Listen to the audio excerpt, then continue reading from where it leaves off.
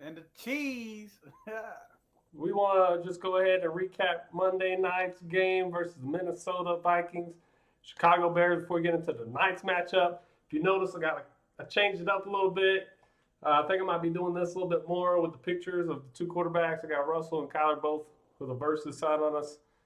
Tell me if you like it. Comment in the chat. See if you can give me some ideas of what you would rather see. But going back to Monday night's game, Dalvin got 30 touches. Cheese.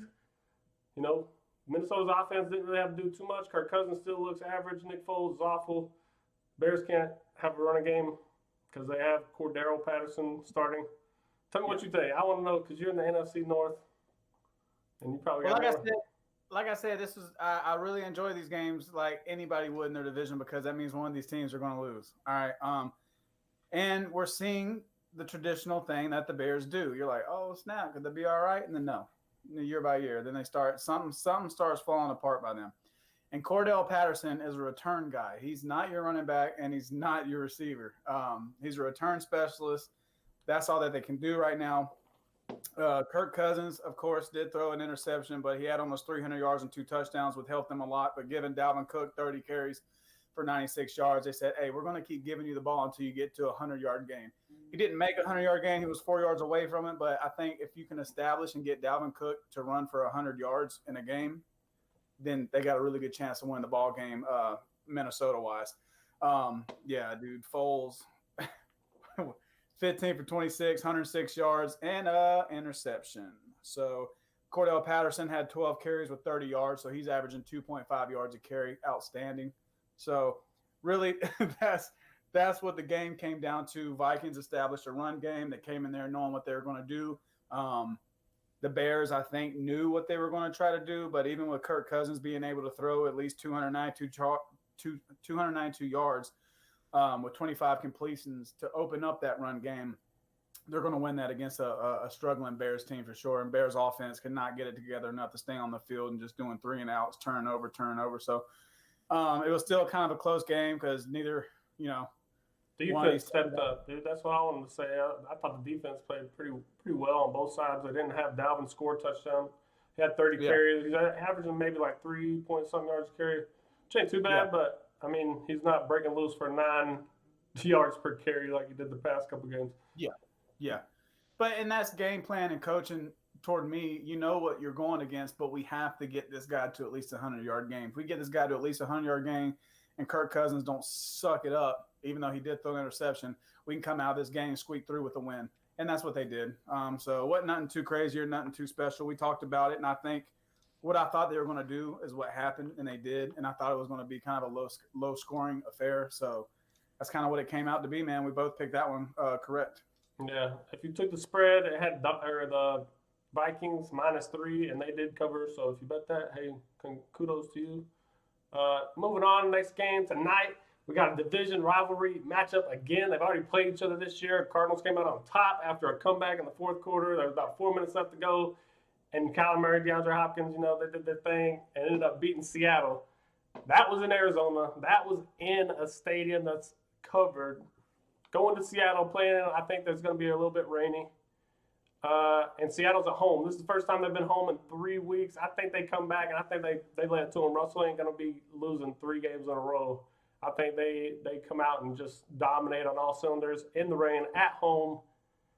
And DK Metcalf has a pretty good game versus Patrick Peterson, another number 1 corner. And the defense for the Cardinals still iffy for me. So I'm going to go with the Seattle Seahawks tonight. Cheese, tell me what you think. I'm trying to think, dude. I really haven't made my mind up until right now, and I'm on the hot seat, so I got to pick something. If the 12th man, if they had fans in their stadium like usual, it's a no-brainer for me. I would definitely go Seattle. I also don't see Russell Wilson losing that many in a row, and if so, you got to question yourself because some people were talking about him running for the MVP candidate. So I think, if he definitely loses this one tonight, you throw that out the window. Cardinals have beat them once already, so these teams know what they need to do and how to adjust. The rain being a factor, if you make both of these two teams one-dimensional and take the passing away from it, I kind of like what Seattle does for it. Definitely playing in a dome and stuff. You can definitely be able to roll out and sling the ball like they did and make those crazy catches. And they just got done. You're looking at a team that's lost those 3 games, and now you're looking at a team that just squeaked by to win at the last second. And they also did the same thing to beat Seattle. Now in the NFL, I don't think you consistently continue to do that. So, and like you said, the Cardinals defense compared to Seattle's defense, I like going with Seattle's defense a little bit more, but damn, come on, Russell. Russell, you got to get this one. I'm putting faith in you. I'm going to go with you. Russell's got to get this one done. He's good enough, and that coaching staff is good enough, and they have enough tools and weapons to win this game. So, let's see what happens. Let's see what they do, but I'm going with Seattle. Russell Wilson has to find a way to get done. Pete Carroll's got to find a way to stick to his basics and figure out what he needs to do to open up the short, intermediate pass routes and get that run game established. And if they can do that with Russell Wilson and he gets some time, I think they find a way to do it. DK's got to play really outstanding. And another fact of it is, even if it's hard to throw the ball because it's rainy, or Patrick Peterson's on him and playing like we've seen Patrick Peterson play before. I know he's older and stuff, but his blocking ability as a wideout has got to be, it's definitely outstanding. So if they can just start and win the line of scrimmage and win the trenches and be able to contain things outside blocking wise and be able to run outside of tackles a little bit toward his side or backside sometimes if they motion them, then I think, Seattle's got a good chance of winning. So I love that you brought that up as a wide receivers coach, being blocking, because, we drill that every single day to go out there. Because if you run, I tell them, if you're running the ball, you're most likely winning. You're most likely being effective on the ground. You're most likely winning. When it's your number getting called, then you got to go make the play. But do what you need to do for the team. And I love that you said that. So I just throw that out there. The one big question that I posted over here in the description, which QB wide receiver duo will do better this week? Is it going to be D-Hop and Kyler Murray, or is it going to be Russell and DK?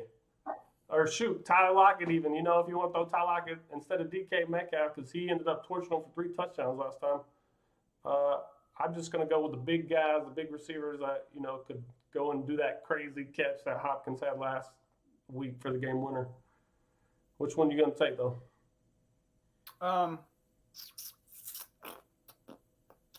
With this game the way it is, I would pick Murray and Hopkins, because they're going to have to try it. They're going to have to try to throw the ball, and they're going to have to try to get it to them in order for their defense to establish, or their offense to establish something. I think honestly, if they can get it done right, Seattle, and now like I was talking about with the wideouts blocking on the outside, now you have the ability to run outside the tackle. I don't think, even though Hopkins, I don't know, man. Hopkins is a damn good blocker too, and so is Larry Fitzgerald. I mean, you can't shy away from those guys too. And honestly, at the end of this game is like heads or tails, man. Honestly, and it's about who's going to show up. But if you had a gun in my head and I had to pick one, I would say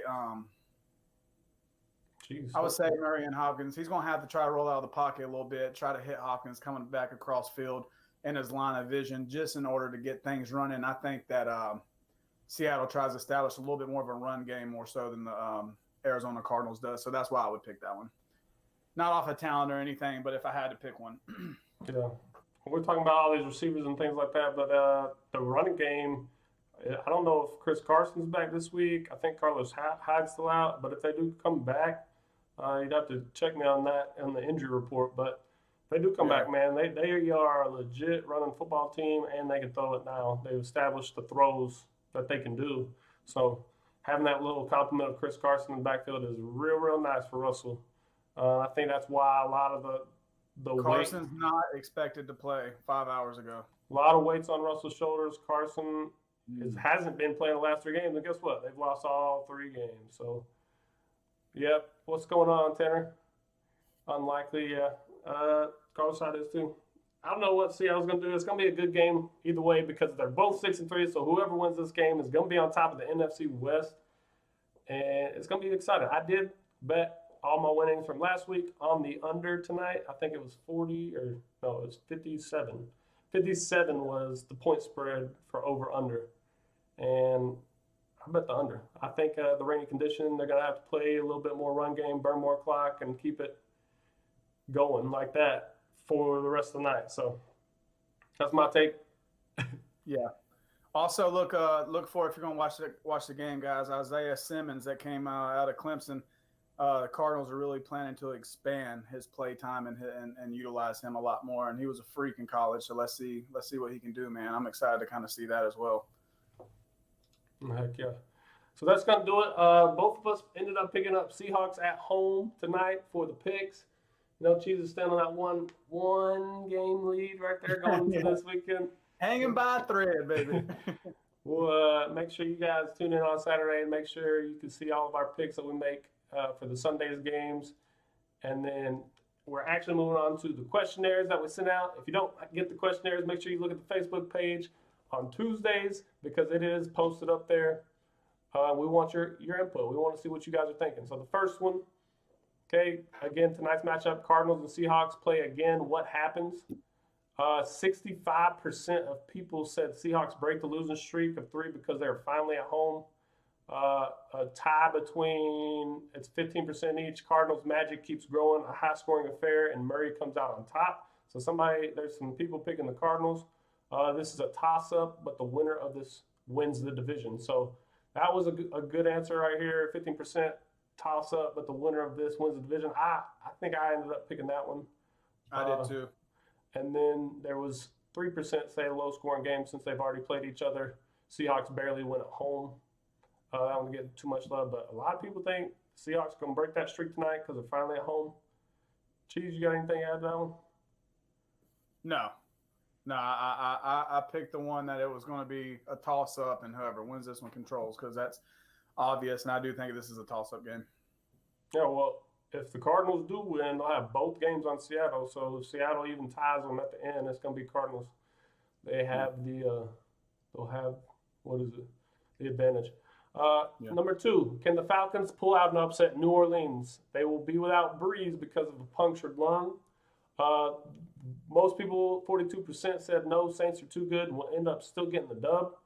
The next best, 34%, say yes, this is divisional. They have finally started to get it together after finally firing the head coach. That's 50-50. People think Saints too good, then it's divisional. I think you're right. Atlanta's kind of hot. And then the next best one, the Falcons can pull it off because Jameis Winston will throw a few picks and get back to the old ways of letting the Falcons win. That one got a little bit of love. But, yeah, I don't know because Falcons are a little bit dangerous, I think, being that dark horse, don't have anything to lose. They fired the head coach. They're on a new beginning, so to speak, and then they got no Drew Brees. Yeah. It's going to be a tough one. Yep, and they got talent. So I picked that one as well. I think they kind of find a way to get it done, especially offensively, man. And defense just play good enough, but Breeze isn't in there. So now, New Orleans is scrambling right now to try to figure out the best way to cover that loss. And I think in 1 week, do you perfect it? No, not right away. Especially when Atlanta's sitting there like, hey, this is a chance right now. We started off crappy, and now they're bringing Winston in here. Like we got to get this one, and it helps them a pretty good bit too. So I picked that one. Now Tanner's over here in the chat. He was saying to the Seahawks, they pull it out somehow, and they say 40-something to 40-something even in the rain. I hope that doesn't happen because I did bet under. Yeah, so, you did. Screw you, Tanner. And then he says Jamin gets it done riding the defense. The Saints defense is pretty good, but the Falcons, man, they're always at those people. So in our division, right, Panthers beat the Falcons. They split with the Saints usually. All right, the Saints pretty much dominate everybody, but the Falcons usually end up beating the Saints. The Bucks, they beat the Panthers all the time, which I freaking hate. But they do it, and then them and the Falcons are a toss-up, but then they get dominated by the Saints. So in our division, man, it is literally about all those matchups, and the Falcons do a pretty good job against the Saints, in my opinion. Yeah. Next question. Do Steelers get the first loss versus the Jaguars? We have 77% say no. Steelers will stay undefeated because Jacksonville has multiple problems And then the remaining 23% say no. It will probably be a nail biter based on how they played the Cowgirls, but still win. Nobody thinks Jacksonville is going to win, so I'm actually trying to parlay that with another one because if everybody thinks it's something crazy, you know what the NFL is going to happen. I want to go money line that bet because Jaguars are heavy underdogs. I also want to money line the Jets this week, which is the next question. I'll get to that, but if you put those two together, put $10 on it, man, that might turn into $400, $500. I'll give $10 for the cause. Yeah. What do you think, though? The Steelers get the first loss versus Jacksonville?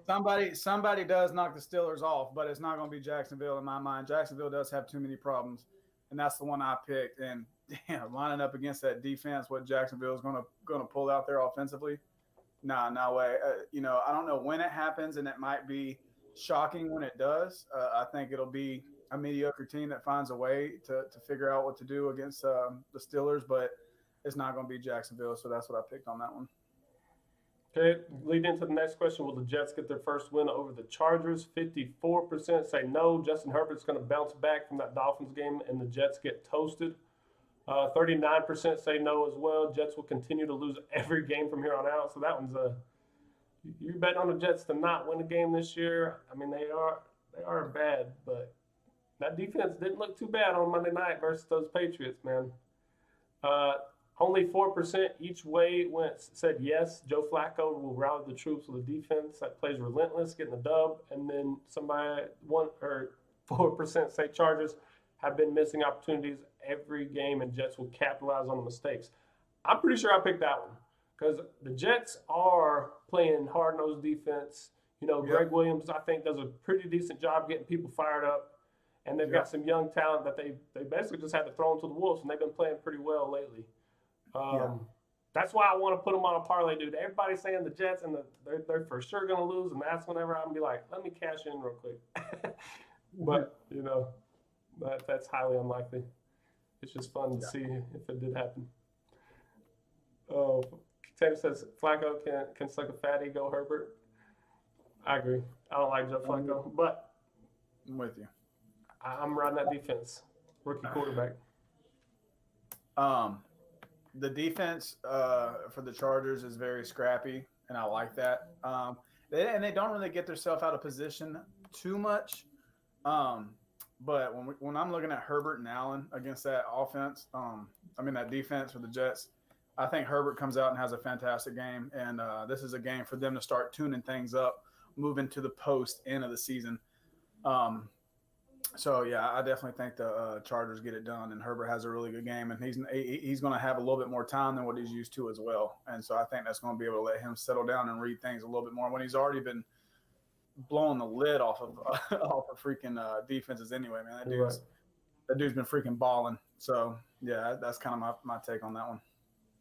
Okay, next question. Did the Raiders beat the Chiefs for the second time in 2020? We have 77% say no. Patty Mahomes coming off a bye, fresh legs, dominate with vengeance. We have 20% say no. They got lucky that first game. The Chiefs win by 14 or more. And then only 4% say yes. Raiders are rolling people, or they are rolling people and drafted just for the Chiefs because it is a divisional rivalry. And John Gruden knows him and hey man, how do I forget the freaking Andy Reid? There we go. Andy Reid. Or Reid. I was thinking of Bucks. My bad. Andy Reid, yeah. Coaching comparison, I love it. I just love what they're doing over in the AFC West. But a lot of people say no. Patty Mahomes gets it done. Coming off bye, they're fresh. What you think, Chiefs? They're too good to lose 2 divisional games. They've already lost 1. Andy Reid's going to be ready. John Gruden's going to be ready too, and he's going to have some things ready. But Andy Reid he's going to throw some formations out that he hasn't thrown out so far this year, especially coming off a bye week.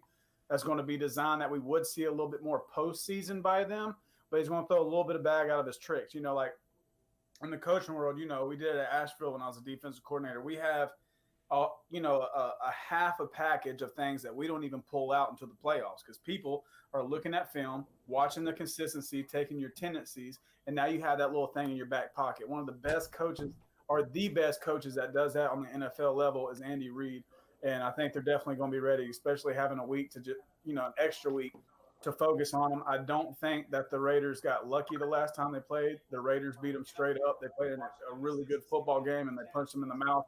And I don't think that the Chiefs are ready for that. But the Chiefs are going to be ready now, and Andy Reid is going to show you some formations you haven't seen yet so far that we have definitely seen them when they reach the Super Bowl and things like that that make them win the games that they need to win, man. So I'm going with that. Nice. I don't know, you didn't see me, but I put in my sports bet app just $5 on the Jaguars and who did I say? The Jets, Jags and the Jets. $5 would turn into $115 for just 2 wins, man. They could get it done. I don't know. I might do that this weekend. I might have to. Do it for $5. I waste $5 like crazy. The last question, we have Packers versus Colts. Who wins? We have 42% say Packers. Aaron Jones finds running room for the Packers, and they're going to go coast to victory. Next best, 30% say Colts. Running game's too much for the Packers. Defense locks down the Adams, and they win a nail-biter. 25% say Packers. Rodgers dominates that defense, and the Packers easily win in Indy. And then only 4% say Colts. The Colts win. Rivers has found a rhythm, and the defense is playing well. They are also at home. That's interesting because I like Aaron Rodgers at home, but he always struggles on the road, I think. And going into Indy like that, and Philip Rivers is finally like seeing how his team is kind of rallying around him. And you know how Philip Rivers is. He can definitely be a leader of the football team, and he's not a dumb guy, but his arm strength is he's turning into Peyton Manning at the old age that we saw Peyton Manning turn into, whenever it just didn't have that velocity on the ball. But I love Philip Rivers. I think, I don't remember which one I picked. I'm pretty sure I picked the Colts.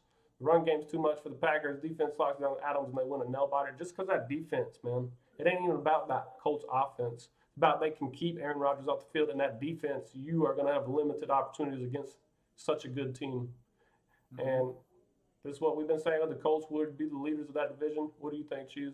I know you're a cheesy fan, but yeah, and I'm not. And I'm gonna break it down a little bit from my mindset. So, the passing game for the Colts does not scare me at all defensively. And we did get the top beat the brakes off of us running game badly, really badly in one game, and we had 2 rookie linebackers.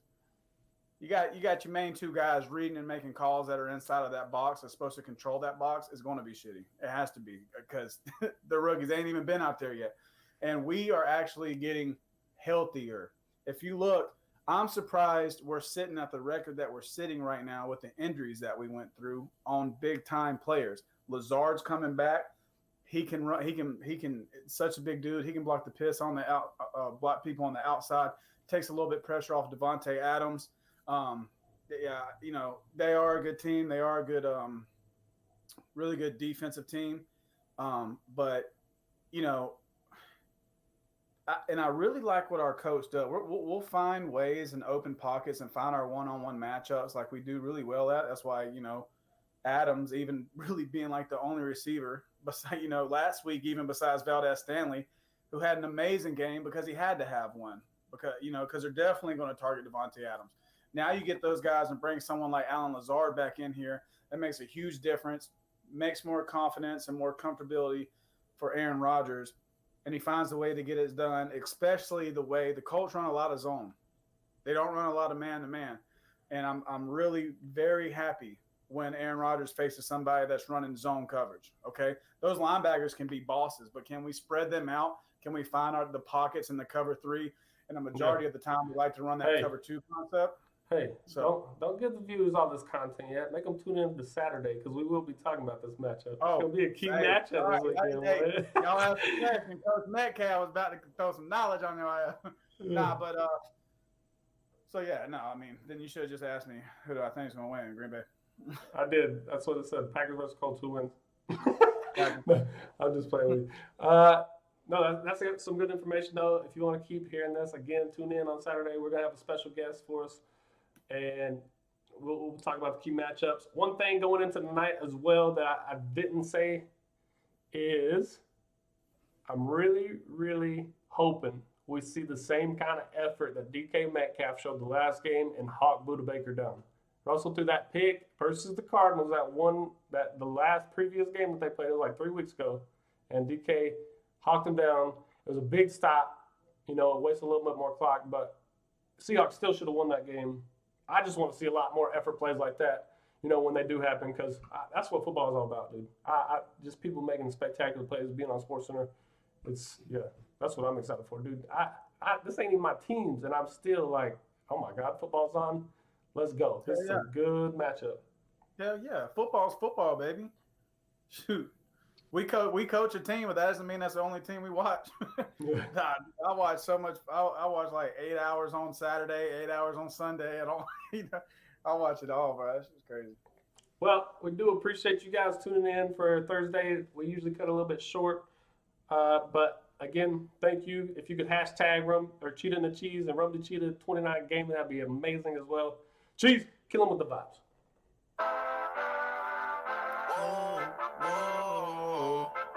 Sometimes we laugh, sometimes we cry, depending on when Green Bay wins or loses. Baby. Cheetah and The Cheese.